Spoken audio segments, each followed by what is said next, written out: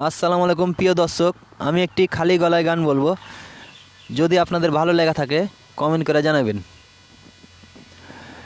পৃথিবীতে ভালোবাসবার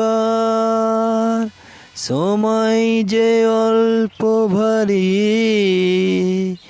শুধু শুধু এতটা সময় হারালো যে দোষে তোমারই। আগে এলে তোমাকে নিয়ে হতো আরো গল্প লেখা, তুমি কেন আগে আসোনি, আগে কেন দাওনি দেখা।